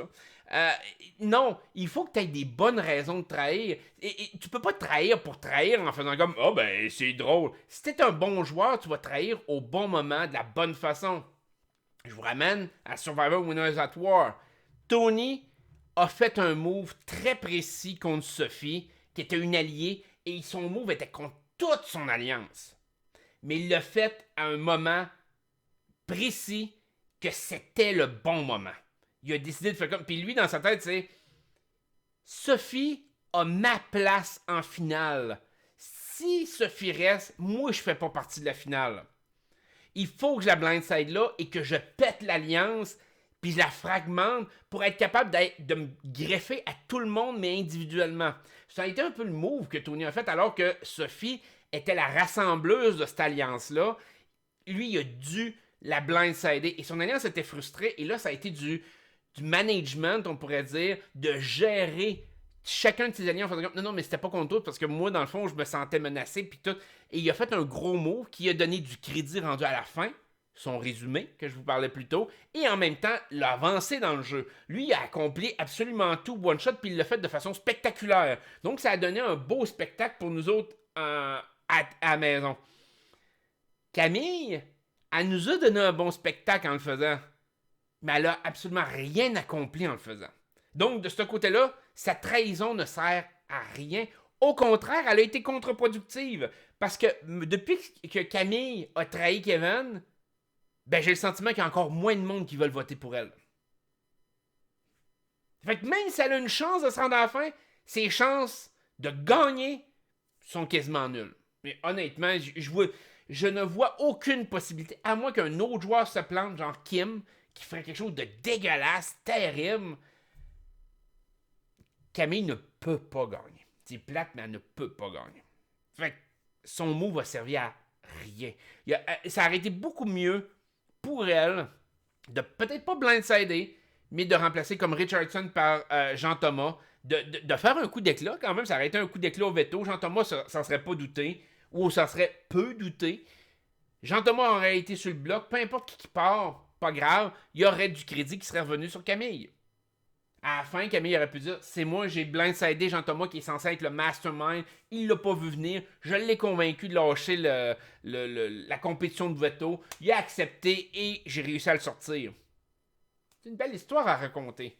Mais tu fais ça à Kevin, tu y brises le cœur live à la TV. Puis en plus, le pire, c'est que dans son move, Camille se sent super hot. Mais honnêtement, elle vient pas juste de scraper sa game, pas juste scraper sa possibilité de gagner. Honnêtement, elle vient de scraper une partie de sa carrière. Moi personnellement, le monde elle l'haïsse tellement, ça va être dur pour elle de faire un comeback en arrière de ça. Elle a tellement l'air bitch et sans cœur, c'est too much. C'est vraiment... Puis c'est pour ça qu'un joueur traditionnel, juste joueur, aurait pu mieux s'en sortir dans une situation de même, retomber dans l'oubli après, retourner dans sa vie traditionnelle. Mais elle, sa carrière va avoir énormément de difficultés à remonter la pente. Probablement que ça va y prendre des années, puis beaucoup de patience. On l'a vu, même comme Mathieu Baron a vécu exactement le même phénomène après le 6. Il a fallu qu'il s'exile, il a fallu qu'il parte à l'extérieur pour se faire oublier, puis revenir un peu plus en force après. Camille va être un peu dans une situation de même aussi. Okay, bref, j'espère que vous comprenez un peu plus ma pensée, mon analyse derrière ça. Ça fait un peu le tour de des affaires, des éléments plus principaux que je voulais vous parler par rapport à la game. J'ai eu quand même certains commentaires que je voulais vous lire. Il y a plusieurs personnes qui m'ont écrit ça a été drôle. La compétition du bloc de glace. Il y a beaucoup de gens qui m'ont dit il aurait dû pisser dessus. Bon, il y a deux éléments qui sont plus majeurs qui font en sorte que ça se fait pas, OK? Pour faire fondre la glace, donc la compétition que Kim a gagnée. Premièrement, ben évidemment, c'est quelque chose que pratiquement juste les gars auraient pu faire. Donc, c'était déjà inéquitable. Logiquement, la production serait déjà intervenue en faisant comme, non, non, écoutez, les filles peuvent pas le faire. Il faut que ça soit égal pour tout le monde. Ce que vous faites, c'est égal pour tout le monde. Fait que si les filles peuvent pas le faire, ben tu peux pas le faire. Fait que si le bloc de glace avait été à terre, entre autres, oui, peut-être. Peut-être là, la production aurait comme laissé aller, puis comme, ok, ben ils peuvent tous pisser dessus. Sauf qu'il y a un problème derrière le fait de pisser dessus. Puis je veux vous expliquer le principe. En tout cas, moi, je le parle de vécu par rapport à Olaf. On le sait quand est-ce que les compétitions s'en viennent. On est averti un peu d'avance. Préparez-vous, justement, on l'a vu un peu cette semaine. Préparez-vous dans 5 minutes, dans 10 minutes, 15 minutes, une demi-heure. Préparez-vous, il va y avoir une compétition ce matin, il va y avoir une compétition de patron ou peu importe. Honnêtement, vous pensez que quoi? Qu'on arrive là, mon gars, ouais, ben ça va être une compétition avec des blocs de glace, fait qu'on va pisser dessus. Ben non! C'est pas la première affaire à laquelle tu penses. La première affaire que tu penses, c'est écoute, on sait pas c'est quoi la compétition, je vais pas arriver là avec la vessie pleine. C'est niaiseux, mais c'est le même. Tu veux pas arriver et avoir une envie de pisser sur une compétition d'endurance, entre autres. Tu veux pas avoir une envie de pisser pendant que, je sais pas moi, il faut que tu te concentres parce que c'est de l'agilité ou c'est peu importe. Ou de la force physique. Ben non. Tout le monde va à la salle de bain avant d'aller dans une compétition de même. Tout le monde arrive, puis il va pisser, il va chier, peu importe. Ils vont, puis ils s'en vont en compétition après. Fait que généralement, la WC est assez vide. Fait que de pisser sur le bloc de glace, à moins que tu saches c'est quoi la compétition qui s'en vient, c'est un peu dur à jauger. Puis je pense pas que le monde serait. En tout cas, j'ai pas l'impression que ces joueurs-là se sont retenus en gamme. On va dans une compétition, on va garder notre discipline d'un coup que. Okay? Parce que si tu te retrouves dans une cage avec les œufs, t'es mal barré avec la vessie pleine, mettons. fait que ça, c'est la première chose. La deuxième chose, c'est que t'auras beau avoir la quantité de pisse que tu veux, là, tu passeras pas au travers du bloc de glace. OK? Fait que c'est bien cute, là. Mais après que t'aies pissé, tu fais quoi, là?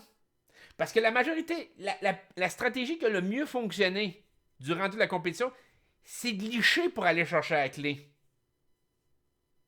Peut-être que certains d'entre vous seraient assez mindés pour licher après, là, ou que vous aimeriez ça, peu importe. Moi, je ne l'aurais pas fait.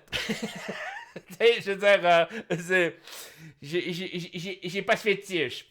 Fait que le problème, c'est que ça te limite beaucoup sur l'après. Tu pisses dessus, qu'est-ce que tu fais après? Tu pourrais le frotter pendant un bout, mais là, à ce moment-là, t'es pogné pareil que s'il y a une odeur, s'il y a ci, s'il y a ça, ben là, t'es pogné avec cette odeur-là jusqu'à la fin du jeu. Ça l'a imprégné à la glace autour, puis même si tu frottes avec tes mains, ben tu frottes ta pisse aussi. En tout cas, au moins pendant un bon bout. Fait que c'est pas une stratégie qui était très viable. Mais en tout cas, ça a été une stratégie qui était très populaire parce que j'ai reçu des messages en privé de ça. Fait comme, ouais, mais pourquoi ils ont pas pissé sur le bloc? Ben, parce que passer au travers de 8 pouces de glace avec de la pisse, faut avoir un jet assez impressionnant. Il faut qu'il y ait un débit et qu'il y ait une force. Surtout quand la bloc de glace est dans les airs en plus. Puis il faut que tu te mires. Puis il faut que tu aies une quantité assez impressionnante pour passer au travers du 8 pouces de glace. Je sais pas. J'ai tellement eu ce commentaire-là. En savoir un, j'aurais peut-être fait comme. Ouais, ok, la personne a pensé à ça. Mais en savoir autant, j'ai comme fait. Man, c'est d'où c'est que ça sort? On dirait que c'est un concept que le monde a moins réfléchi, je sais pas. Après ça, on a eu Holycore Montréal Show qui m'a écrit Bonjour Seb, on est presque rendu vers la finale. Comment le jury va fonctionner? Présentement, j'ai pas validé sur les sites où, bon, il y a des fois de l'information qui circule comme à vrac ou des choses comme ça. Je l'ai pas validé. Jusqu'à maintenant, on le sait pas.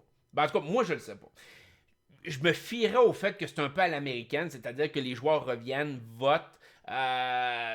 C'est-tu tous les joueurs? Est-ce que ça va exclure les joueurs qui ont quitté d'eux-mêmes? Ça va-tu être juste les derniers joueurs? Parce que, dépendamment des saisons, les saisons de Big Brother Célébrité aux États-Unis, je pense que tout le monde votait. Je suis plus sûr. J'ai un doute dans ma tête. Mais je pense que tout le monde votait parce que tout le monde voyait les émissions ou presque. Mais dans une saison normale, c'est vraiment un certain nombre de candidats, donc généralement comme 7 candidats, les 7 derniers éliminés qui votent pour la finale. Donc ça voudrait dire que probablement que vous auriez quelqu'un comme Lisande ou Claude, là, il faudrait que je revalide là, à quelle position ils sont partis exactement, mais qu'à partir de ce moment-là, là, le jury aurait commencé. Mais en tout cas, moi, personnellement, je le sais pas jusqu'à maintenant. J'ai l'impression qu'ils vont ramener tout le monde qui veulent être ramenés pour voter. C'est dur à dire. Fait que de ce côté-là, je peux pas vraiment t'aider pour l'instant, Liquor. Mais si je l'apprends ou si vous voulez me laisser le commentaire que vous l'avez lu quelque part, que ça a passé dans une revue, n'importe quoi, gâtez-vous, mettez-le en commentaire. Ça va me faire plaisir de revenir là-dessus lors du prochain vidéo. Est-ce normal comparé au Canada et US que les joueurs évincés aient accès aux émissions? En fait, c'est ça, c'est que il y a eu certaines saisons que tout le jury avait accès aux émissions. Il y a eu des saisons que maintenant ils le font plus. Ils séquestrent les joueurs qui sont éliminés dans les saisons régulières. Mais dans les célébrités, je me rappelle pas si les célébrités étaient séquestrées aux États-Unis. Honnêtement, c'est une question que je me rappelle pas. Je pense que les célébrités ont vu le show, mais je suis pas sûr. Et ça serait quelque chose à contrevalider. Mais normalement, dans une saison régulière, les joueurs qui ont été éliminés pré-jurés s'en retournent à la maison et les joueurs qui ont été éliminés après jurés sont séquestrés quelque part et ils ont accès juste aux événements que les autres joueurs ont assisté. C'est-à-dire que comme les cérémonies de veto, les cérémonies de nomination, les compétitions de patrons, entre autres, ça, les compétitions de veto. Fait que, généralement, ça tourne autour de ça. Fait que vous n'avez pas les joueurs évincés qui font partie du jury n'ont pas accès aux conversations privées ou aux conversations dans le confessionnal, entre autres choses. Ils n'ont pas accès à ça. Ils ont accès à ce qui est comme que tous les joueurs ont vu. Donc, des choses que vraiment, qu'il n'y a pas de joueurs qui étaient exclus de ces événements-là. Donc, généralement, tous les joueurs peuvent en témoigner. C'est un peu ça. Fait que ça, c'est du côté de Liquor. On a eu Goodwill qui nous a écrit: Seb, si tu avais été dans cette édition de bébé considérant le casting assez faible d'un point de vue stratégique et qui prennent des décisions en fonction de leur émotion, quelle aurait été ta stratégie pour te rendre en finale et comment aurais-tu géré le jury management? Ben, en fait, je te dirais que c'est une des raisons pourquoi je me serais jamais inscrit à Big Brother Célébrité et pourquoi je m'inscrirais jamais à Big Brother Célébrité. Parce que ça ne se joue pas nécessairement stratégiquement. C'est un concept, il y a un peu de stratégie, mais c'est trop mal fait. Les célébrités ne réagissent pas comme un joueur qui se bat pour gagner le Grand Prix. Les joueurs ne réagissent pas de même, puis on le voit très bien avec cette saison-ci. Il y a beaucoup de joueurs qui décident de quitter, sont tannés, c'est pas grave, j'ai une carrière à l'extérieur, je veux sauver ma carrière, le prix à la fin n'est pas assez important. Et ça change trop la donne. Si j'avais participé... Honnêtement, c'est plate à dire, j'aurais joué probablement une game très défensive aussi. Une game de j'essaye de picosser pour que les joueurs partent. J'essaye d'ouvrir des opportunités pour que les joueurs quittent d'eux-mêmes. J'aurais probablement fait mes moves, comme je vous dis, un peu comme Kevin l'a fait la semaine passée, ou là, mettons 2 semaines. J'aurais essayé d'ouvrir la machine rendue à la fin du jeu. Au début du jeu, j'aurais simplement caché en arrière d'une alliance. J'aurais essayé. C'était un peu une stratégie que j'avais mis en place aussi dans le Love 4, où ce que le monde était très émotionnel au début et que j'ai fait virer ça stratégique. J'aurais probablement tenté une approche de même, mais mes moves d'importance auraient probablement été beaucoup plus vers la fin. T'sais, à ce stade-ci, là, j'aurais risqué, mettons avoir été dans la peau de Camille, là, j'aurais risqué Jean-Thomas, Kim, puis j'aurais essayé de bâtir de quoi avec les autres. Faire venir Richardson. J'aurais dit, Richardson, là, je te sauve avec le veto. Moi, je voulais pas que tu sortes, les autres allaient te voter out. Essayer de créer des situations où ce que là, je mets en place puis que le monde s'entretue. Essayer de mettre en place une structure où ce que les autres joueurs vont s'entretuer, ceux qui veulent jouer. Alors, le problème, c'est toujours qui veut jouer. Mais honnêtement, j'aurais probablement pas été dans la même structure de... j'aurais essayé de créer des choses probablement plus tôt, mais sans nécessairement que les gens s'en rendent compte. Par exemple, une des stratégies aux États-Unis que plusieurs joueurs adoptent, c'est de dire, t'arrives à un vote qui est censé être un vote unanime ou peu importe, comme le vote contre Emmanuel Auger, et tu garoches le vote de l'autre bord. C'est qui a voté pour l'autre personne? Là, ça fait paranoïer, ça fait paniquer, ça fait... Et là, c'est de garder le contrôle, c'est de garder le côté calme, conservateur, de dire, de prendre la position de « non, non, c'est pas moi qui l'ai fait ». Et là, d'essayer de mettre la marde. Fait que j'aurais essayé de mettre la marde émotionnellement chez les autres, mais probablement pas dans la première moitié de jeu. Dans la première moitié de jeu, j'aurais juste laissé la game aller puis voir le monde s'éliminer par eux-mêmes. On pourrait dire ça de même. Là. Fait que, parce qu'à proprement dit, vous avez comme 3 joueurs qui n'ont pas été éliminés, genre qui voulaient pas sortir, techniquement. Geneviève Bourne, Laurence, puis Rita Baga, c'est à peu près les 3 seuls qui vraiment ne voulaient pas sortir ou voulaient compétitionner. Quoique Geneviève Bourne, on ne le sait pas tant que ça non plus. Là. Fait que pour le jury management, ben, c'est pour ça que je dis que vers la fin du jeu, j'aurais essayé de donner un coup pour essayer d'emmener un joueur faible avec moi à la fin, ou un joueur détesté, et de faire des bons coups jusque-là. Ça aurait-tu fonctionné? C'est tellement émotionnel. C'est une saison qui... Puis je m'en doutais déjà d'avance. C'est quelque chose que je vous avais parlé, comme je vous dis, avant même que la saison commence, que ça allait virer de même, que les gens allaient vouloir quitter, que les joueurs seraient très conservateurs, feraient attention à leur image, feraient attention à ce qu'ils font. Ben... Puis c'est pour ça que c'est de la merde aussi.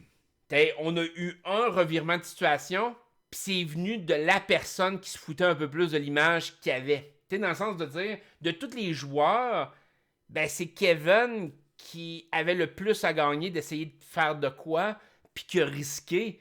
Mais ultimement, c'est pas un artiste qui fait attention à son image pour qu'est-ce qui va arriver après. C'est un barman à la base, en tout cas, du moins de ce qu'on sait de sa carrière actuelle.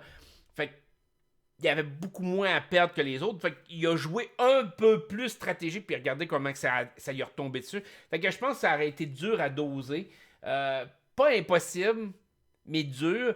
Et rendu avec le jury management, c'est toujours une question de dire, est-ce que le jury management voudrait quelqu'un qui est funny, appréciable et qui a toujours été gentil avec tout le monde parce que le monde aime ça, le monde gentil, ou vraiment un joueur stratégique? Et je pense que cette réponse-là risque de venir éventuellement, surtout si quelqu'un comme Jean-Thomas Jobin ou François Lambert, surtout François Lambert, si François Lambert se rend en finale, on risque d'avoir un peu notre réponse là-dessus de est-ce que le jury aurait été prêt à avoir un joueur plus crinqué, moins apprécié, mais en meilleur contrôle du jeu qu'un joueur qui est sympathique.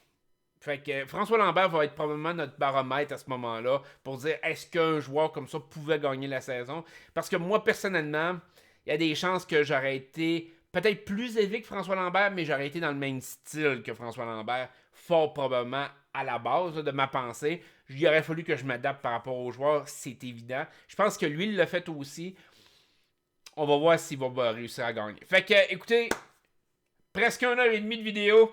Je vais arrêter ça là. C'est aussi long quasiment que la semaine de Big Brother. Je vais vous souhaiter une excellente semaine en espérant qu'il arrive quelque chose d'intéressant parce que j'ai l'impression que c'est un peu prévisible jusqu'à la fin maintenant. C'est très prévisible. Le seul élément de surprise, c'est celui qui risque de se faire éliminer cette semaine. Fait que malheureusement, j'ai l'impression que ça va être...